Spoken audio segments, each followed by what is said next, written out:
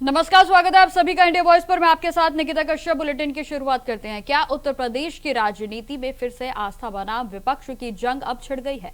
जी हां, क्या 2027 की सियासी बिसात अब धर्म, विकास और कानून व्यवस्था के सबसे बड़ा मुद्दा बनने जा रहे हैं? और जहां शामली की धरती पर भी मुख्यमंत्री योगी आदित्यनाथ की ओर से कुछ ऐसा ही राजनीतिक संदेश दिया गया है जिसने कि प्रदेश की सियासत को एक बार फिर से गरमा दिया है।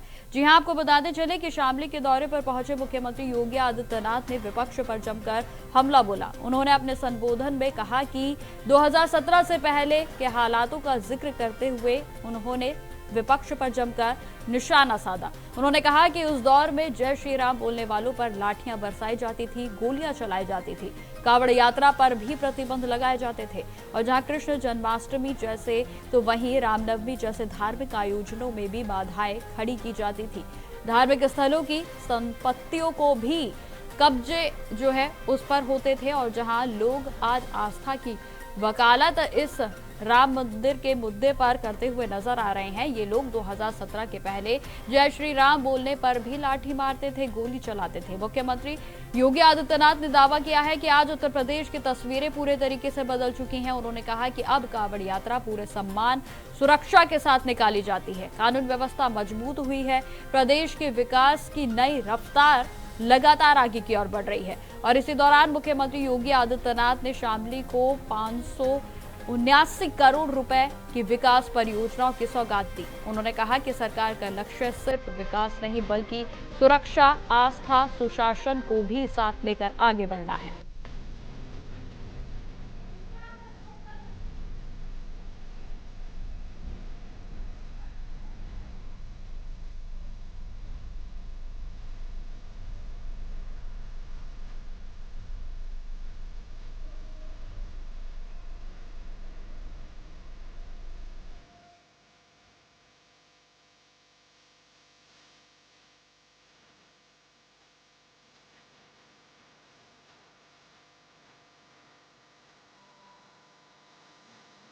इसी खबर पर अधिक जानकारी के साथ हमारे साथ संवाददाता बसंत मिश्रा जुड़ गए हैं। तो बसंत, देखिए, जिस तरीके से लगातार एक के बाद एक बैक टू बैक बयानबाजी मुख्यमंत्री योगी आदित्यनाथ की ओर से की जा रही है, क्या 2027 की राजनीतिक बिसात अब बिछने लगी है?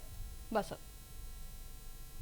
आज उत्तर प्रदेश के मुख्यमंत्री योगी आदित्यनाथ शामली पहुंचे थे। वहां पर जाकर के उन्होंने कहा कि शामली की इससे पहले कोई पहचान नहीं थी। जब समाजवादी पार्टी थी, जो यहाँ पर बहन बेटियां थी उसकी, वो घर से नहीं निकलती थी। साथ में तो शामली को लेकर के भी कहा विकास के तजुर्बों से दूर था और वहां पर बिजली व्यवस्था नहीं थी।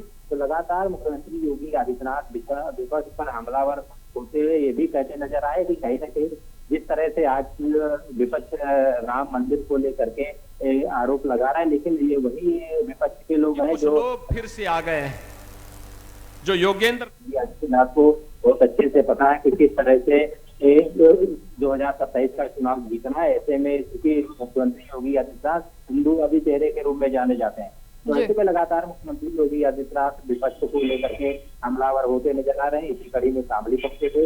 वहां पर करीब 589 करोड़ की योजनाओं का शिलान्यास किया है, जिससे शामली का विकास होगा। तो कहीं ना कहीं लगातार 27 की अगर बात की जाए चुनाव की, तो अभी से बीजेपी ने कमर कस ली और मुख्यमंत्री योगी आदित्यनाथ जिले का दौरा भी शुरू कर दिया।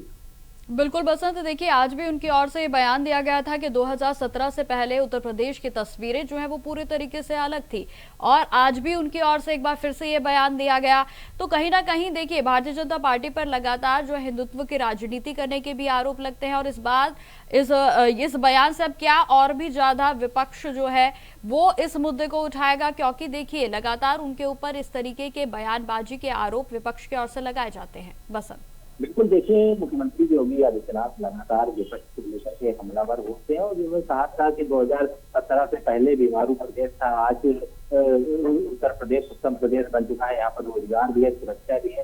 तो कहीं ना कहीं मुख्यमंत्री योगी आदित्यनाथ लगातार विपक्ष को लेकर के हमलावर होते, चाहे समाजवादी पार्टी हो चाहे कांग्रेस और के नेताओं को टारगेट करते हैं। तो कहीं ना कहीं हिंदूवादी चेहरे के रूप में योगी आदित्यनाथ जाने जाते हैं, लेकिन वहीं पर विपक्ष भी लगातार मुख्यमंत्री योगी आदित्यनाथ के इस बयान को लेकर के आरोप लगाता आया है कि कहीं ना कहीं भड़काऊ भाषण हुए थे, जिससे प्रदेश में दंगा हो, मुस्लिम के पीछे टकराव हो, तो कहीं ना कहीं लगातार विपक्ष भी योगी आदित्यनाथ पर हमलावर होता है कि इनकी जो बयानबाजी होती है उसमें कहीं ना कहीं हिंदुत्व को लेकर के, मुस्लिम को लेकर के टारगेट किया जाता है, ताकि दोनों समुदाय के बीच में उत्तर प्रदेश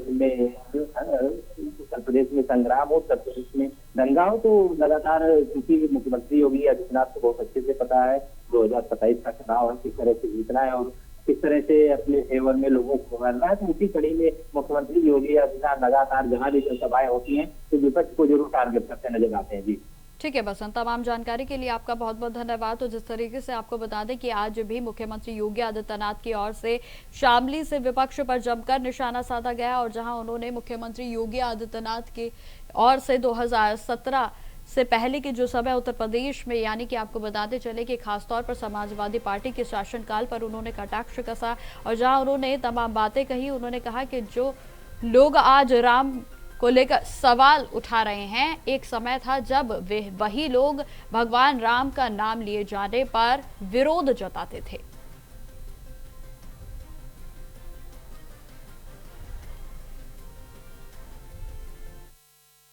एक समय था जो लोग आज आस्था की वकालत करते हुए दिख रहे हैं, ये लोग 2017 के पहले जय श्री राम बोलने पर लाठी मारते थे, गोली चला लेते थे, गोली चलाते थे, कावड़ यात्रा को प्रतिबंधित करते थे, श्री कृष्ण जन्माष्टमी के आयोजन को रोकते थे, रामनवमी की शोभा यात्रा नहीं निकलने देते थे,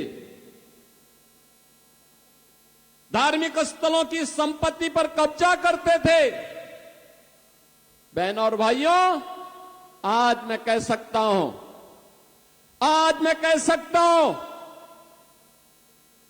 पश्चिमी उत्तर प्रदेश के लिए,